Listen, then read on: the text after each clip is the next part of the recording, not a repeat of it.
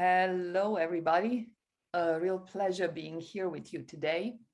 I am Lorena Puica, the CEO at SID, the creators of the Life Quality Index. The LQI is a proprietary methodology recognized as the gold standard for the well-being and prevention industry.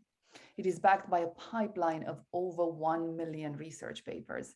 And even more importantly, it works every time and for every employee and every organization. For today, we have two outstanding guests, and as usual, we are bringing to both of the sides of a topic that we are addressing, so both the scientific as well as the academic perspective. For that, we have here today Paul Davies.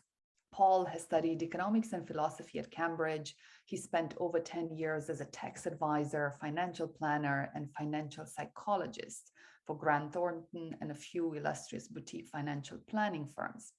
He left that life behind to support people around the world with their financial well-being by writing about the philosophy of money, applying robust behavioral science to financial planning with Oxford Risk, and helping train financial advisors with well-known author Carl Richards of The Behavior Gap.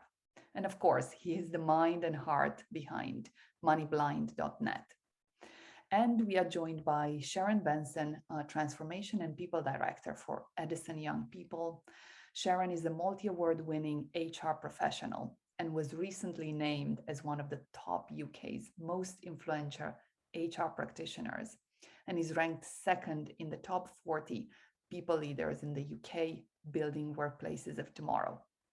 So join me in welcoming Sharon and Paul to today's discussion around financial well-being and what actually works for every single employee out there. Without further ado, let's dig in. So before we start, I'd like to invite Sharon and Paul to share their perspectives. Sharon, the practitioner perspective, and Paul, the academic perspective, as in how they see financial well-being today and where do they see this going. Sharon, may I start with you? Yeah, of course you can. Well, if we look at broader well-being, mental health and well-being, one of the major factors of people's, mental health and well-being is their financial well-being. And a few years ago, I saw a CIPD study, which I've got some stats here from actually, which started to really get me thinking on the whole financial well-being, which is one of the reasons why I met Carl, which was one of the reasons why I actually met you, Lorena, through coming into our business. But some of those stats which was most worrying, and this is pre-COVID and if we consider the current inflation levels, but that CIPD survey noted that 40% of those surveyed were worried about money. And of those 40% that were worried about money, 600% were more likely to have a lower quality of work, 470% were more likely to be depressed, 380% more likely to suffer from anxiety and panic attacks, and 220% more likely to be looking for a new job. So if we think about, when we consider our well-being agenda, we have to firmly place financial education and financial well-being at the heart of that agenda as much as the mental health and well-being, if we know it's such a deep connection and a main driver of it. So from that perspective, that's when I started getting into what can we do to educate people. We can't provide advice, but we can provide information. And we looked at making sure that we communicated about financial health and well-being, save for your pension, REAP, we made sure it had financial health and well-being on it. And I would say it summarised one of the biggest things we did. It was my last organisation. We had a Good Samaritan Fund, which is where we encouraged everybody to save through their payroll, and then that would be redistributed through grants to frontline care workers. And we had about 40,000 in the pot at one time, and we used to give grants, non-repayable, back to those frontline teams. So it's really, I can't stress enough how important financial health is to overall mental health and well-being. And I think often you can overlook that element of that part while we start thinking about mental health first aiders and everything else, when actually I think this might be an overlooked component part of the jigsaw, really. Thank you, Sharon. And those stats you shared are quite scary. Impressive. So basically people are 606 times more concerned just because they have financial well-being worries. And if we think of certain type of industries that typically have a lower level of income, they're almost, you can surely assume that over 60-70% of employees have some sort of financial concerns. So that is really alarming. And of course, we know that financial well-being concerns can easily translate into mental health, physical health, and other types of life quality dimensions that get impacted purely from that point of inception, from that root cause. Thank you. Paul, may I come to you to see what the science tells us, specifically in the space, and how you've seen that evolve over the past decade, and even more so over the past few years with COVID. Over to you. I would love an answer to that question, Lorena, if it had evolved. The great puzzle at the heart of financial planning, I think, has stayed pretty resolutely the same for the whole time. It's always been, why do humans fail to make more of their money? You know, I've worked with enough multimillionaires to know that they don't reliably use it to improve their lives as much. And, you know, having more money does not mean you worry less about money. You just worry about it in a different way. And, you know, you can extend money to time and energy and any other resources you care to think of, and it becomes the great puzzle of life. Like, why are we not getting any better at turning our resources, whatever they may be, into the good life, whatever that might be?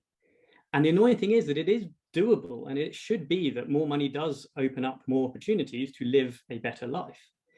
But we don't do it. And that's why I think it's completely fascinating when you go into these financial planning meetings with these multimillionaires. And, you know, it's said a lot that COVID has changed things in terms of making people reflect upon what's actually important to them. And maybe for a subset, that's true. But I don't think we've seen anything like a shift in the vision, because we're all still ultimately playing that same game. So we think of things that could work, like psychological nudges that can push you sort of here and there, and maybe it'll sort of encourage you to save a bit more. But if you're still thinking of saving, say, as denial, because you're still living in a world where all consumption is good, then however much you save, it's still going to feel like some sort of struggle, and that's unnecessary effort and strain to put on yourself. So ultimately, it all comes back to how you live with money and how you view money. And we treat the patient by treating the bank account, and then it never seems to work. But we don't stop and wonder, well, why didn't that work? And that's why I think these things are just going to endure until we can flip out of that mindset. So, Paul, if I hear you correctly, is whether it's multi-billionaires or whether it's someone making 20,000-30,000 a year, it's more the attitude that one has towards their finances that impacts their mental health and emotional state when it comes to money. So whether you have 20,000 or whether you have 20 million, if the mindset is to spend, consume across a wide range of products, services, then at the end of the day, you will still feel a sense of frustration if you are required to save. Now, of course, here we're focusing on the employee population, and they're more predominantly than not, it's the 20, 30, 40, 50K income bracket rather than the 20 million. An additional aspect that I heard from you is that if one continuously views their finances as an area of struggle, that saving means foregoing things rather than looking at the situation as to what trade-offs one can make to be in a better place for next month. Maybe make a trade-off to upskill. Maybe in the next 6 months, you allocate that part of your budget, or you use a solution like salary finance or other products that allow you to have access to an element of your income sooner, and you allocate that to upskill yourself. Therefore, you're making the rest of your life a little bit easier rather than kicking the can down the road. So I think that's a helpful way to look at it and shift the mindset together with providing these quick fix solutions and very powerful and helpful solutions that are currently in play. So this is a good starting point and a great way to frame the conversations, looking both from the pragmatically, what can we do today, and from the what is the best mindset shifts to put in place such that the rest of the journey is smoother and better.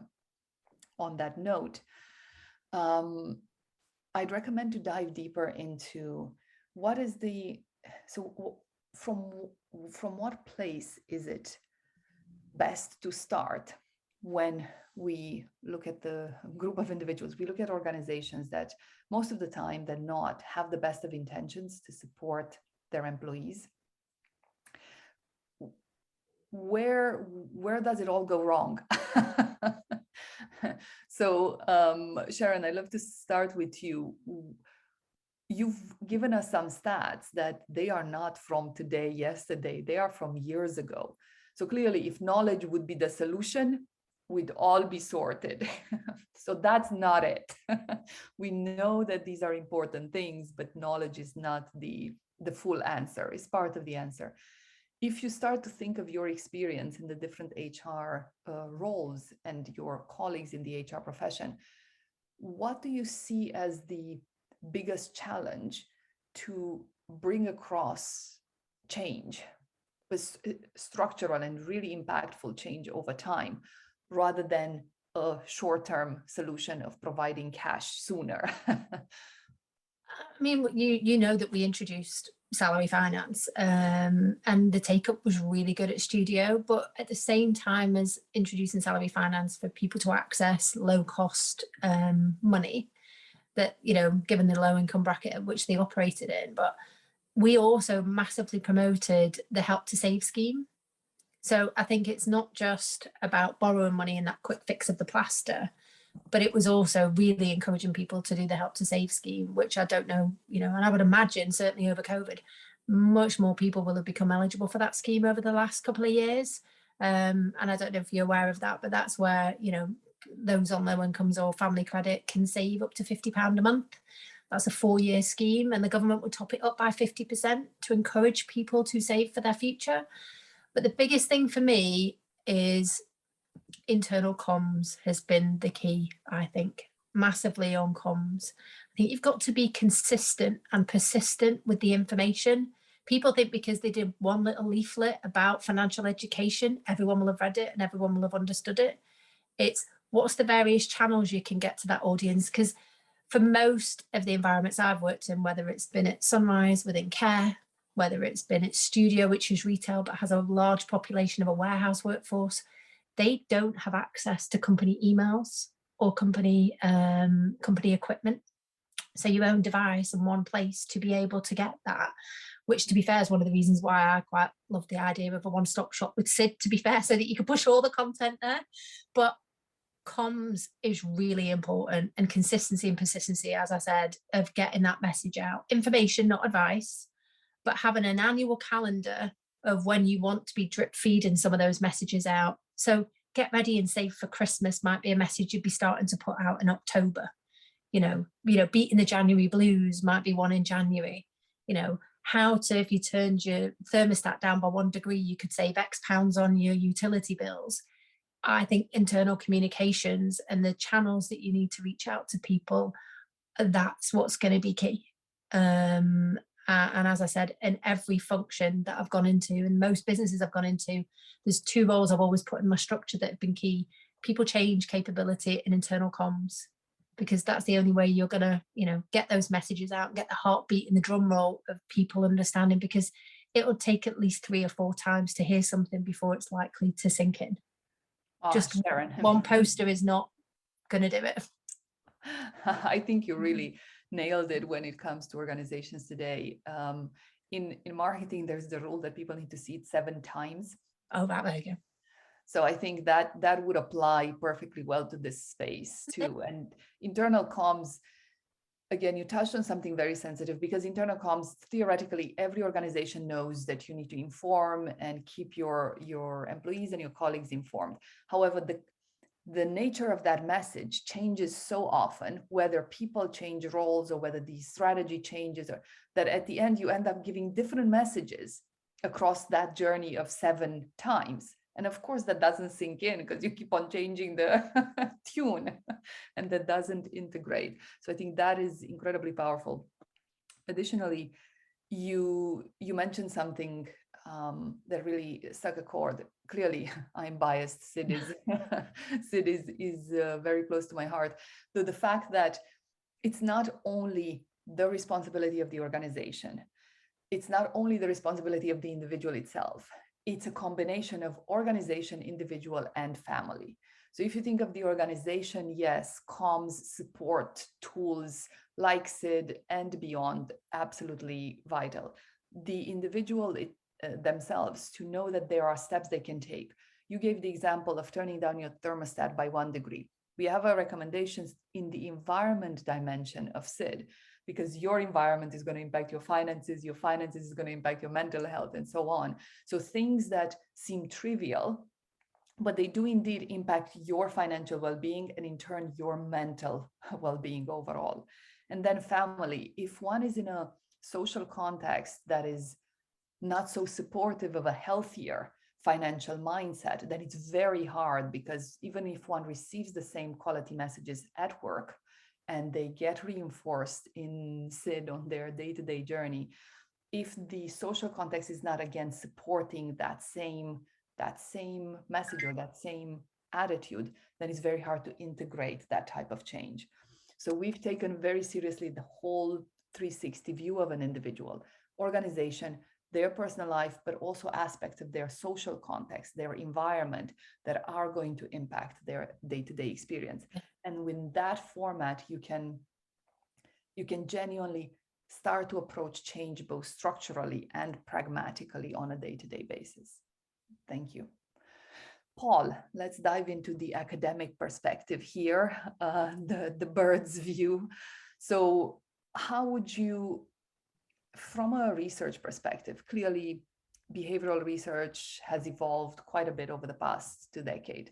If you were to think of financial behaviors, both constructive and unconstructive ones, that's your heartland. Can you dive a little bit deeper there, please?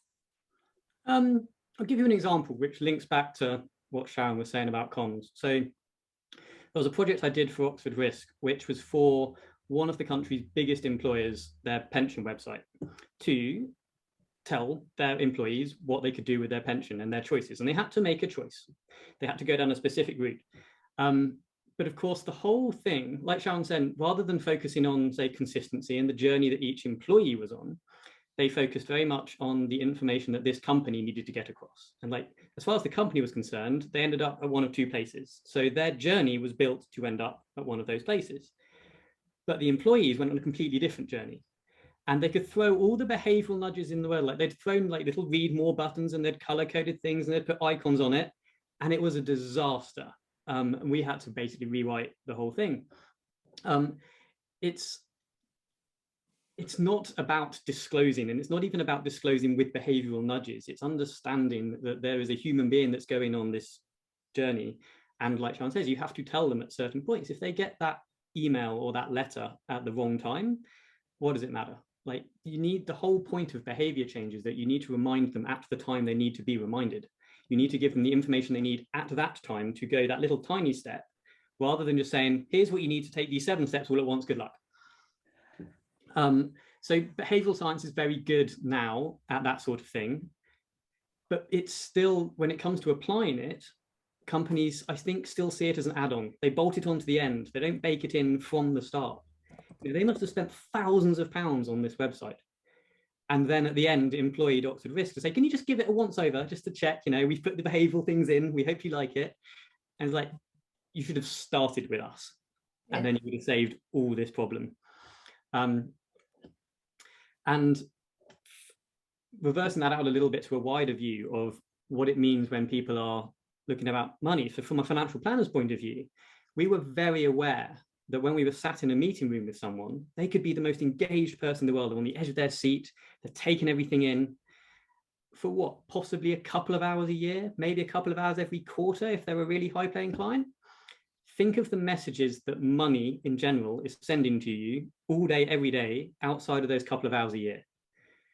Now, if you're approaching those messages with a worldview of money which is unhelpful, which it doesn't matter how simple the steps are, if the very idea of sorting out my pension makes you kind of panic, you're not going to engage with those steps.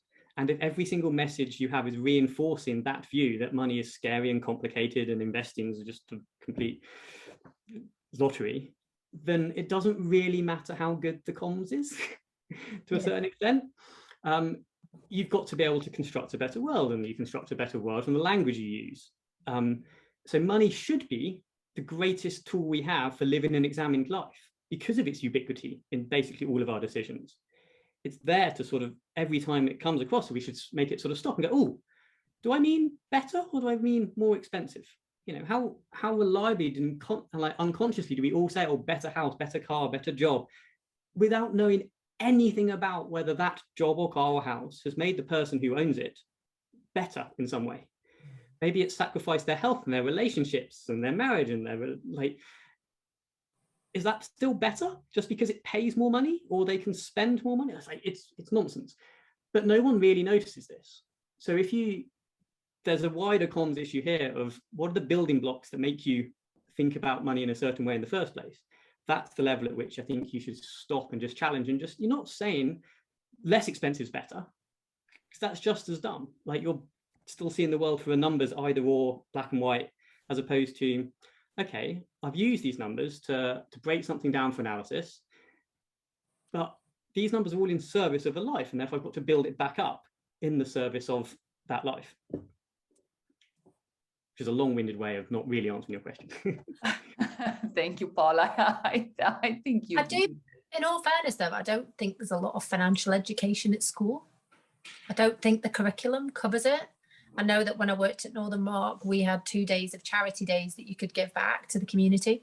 And a lot of our colleagues, would go to schools and give financial education and, education, not advice.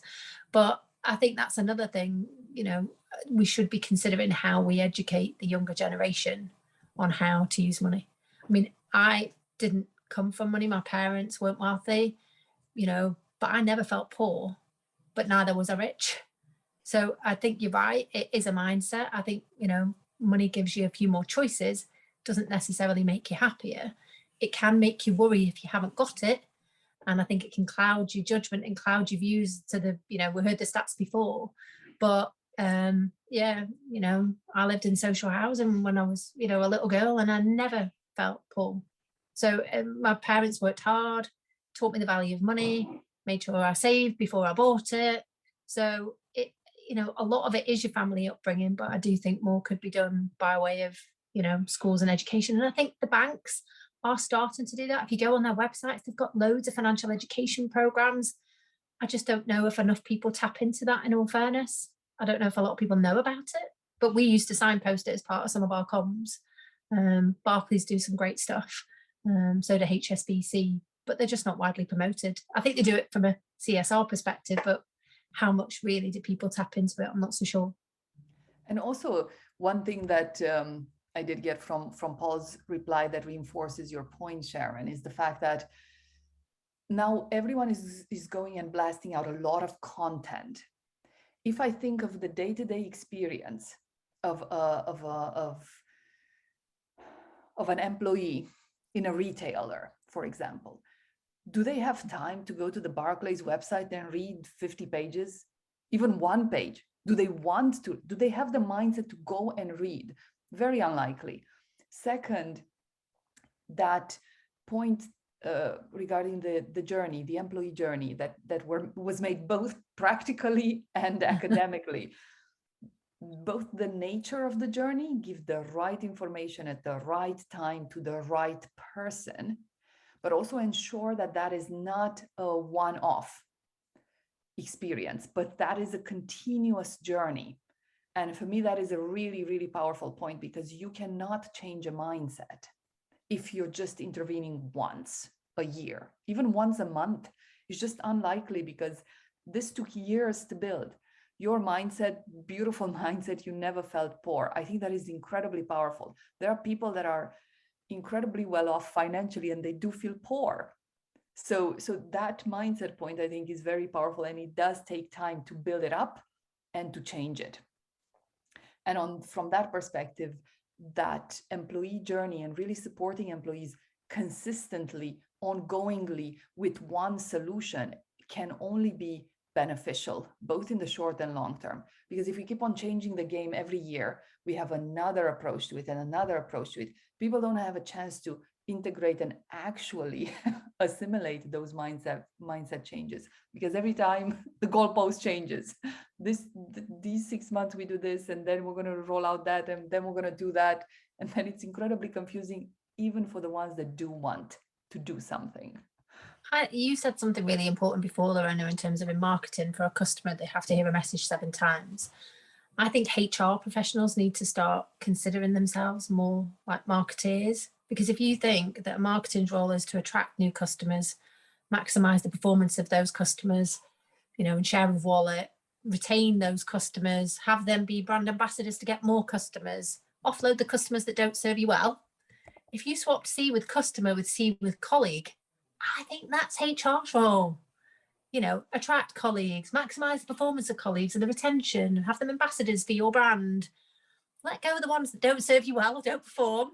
It's the same. And I do think that HR people need to start, thinking about that. We never get the same budget as marketing, I hasten to add, for colleagues.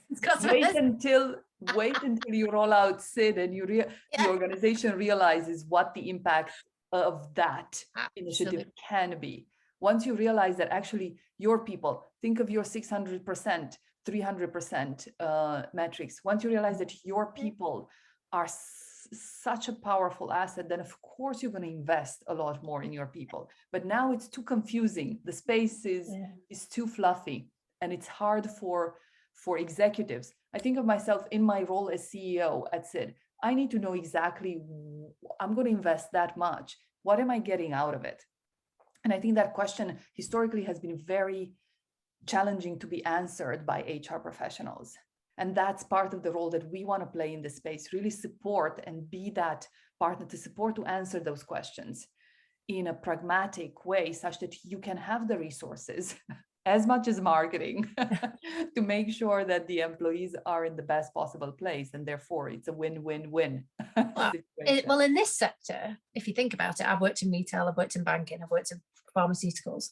In social care and education, people are the product. People are the fee earners. Those care workers are generating the income by providing the love and care for those children, those vulnerable children. So, that's the mindset shift. And to your point, Paul, a lot of companies map what they want to get from their people rather than actually put their people at the heart of it and say, right, what experience do we want to create for our colleagues that will deliver an amazing experience for our customer, which will deliver a strong return for our shareholder? And it starts in that order, if I'm being honest with you. Colleague, customer, company, and the broader community. And we are at 1 minute. Thank you, James. Oh, time flies when you're having fun. Thank you so much, Sharon and Paul. I think this was a very creative and open and high integrity conversation when it comes to financial well-being, looking at both sides of the situation. What does science have to say? What does actually work? And what do organizations do? And how can we bridge the gap? How can we bring more of the things that work into the space of organizations such that at the end of the day, it's a win-win-win? One of the closing remarks is that what came out for me from this conversation is that it really is vital to grasp and help shape the financial mindset of employees just as much as it is to support them with tangible solutions today, tomorrow, and in the next weeks. And to bring all of that together is to look at the employee journey as a continuous long-term journey that supports them across the 360 view, their life at work, their life with themselves, and their life with families. What they do at work, what they do, their choices day to day, and their social context and their environment overall are all going to shape their financial mindset and the decisions that they make. on a day-to-day basis and at work. So on that note, I want to thank you for joining me today. It's been a very pleasant and enjoyable conversation, and I look forward to welcoming you again.